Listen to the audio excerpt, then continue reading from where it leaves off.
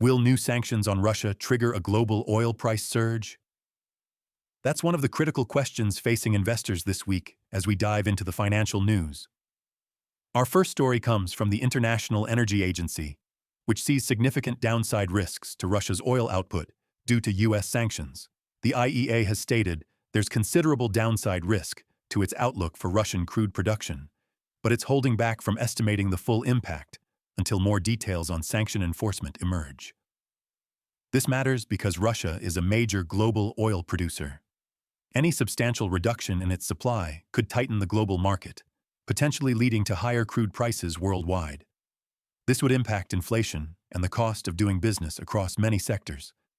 Investors should closely monitor geopolitical developments and the specifics of how these sanctions are implemented, as energy stocks could react, and energy-intensive industries might face increased operational costs. Let's move to our second story, focusing on the domestic economic landscape.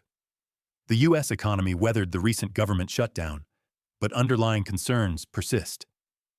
The good news is that the U.S. economy didn't significantly worsen during the longest government shutdown in history. However, it also didn't get any better. This resilience suggests a certain robustness in the face of political gridlock, but the lack of improvement highlights existing economic challenges that weren't addressed. For investors, this event underscores the potential for political events to introduce uncertainty. While the immediate crisis passed, it's a reminder to consider how future political stalemates could affect sectors reliant on government stability or consumer confidence. Long-term fiscal health remains a key watchpoint. Now let's shift our focus from macroeconomic events to the incredible story of individual market success. Our third piece highlights the market lessons from the greatest trader ever, Jim Simons, whose $5,000 turned into $31 billion.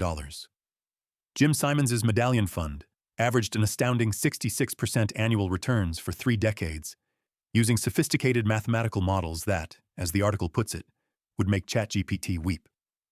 This story is significant because it illustrates the immense power of quantitative analysis and systematic trading in achieving extraordinary, consistent market returns.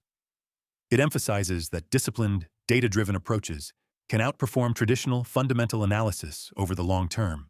While most investors cannot replicate Medallion's scale or secrecy, the core principle of leveraging data and minimizing emotional decisions is universally applicable. It encourages a closer look at quantitative funds and understanding the increasing role of algorithms in modern financial markets.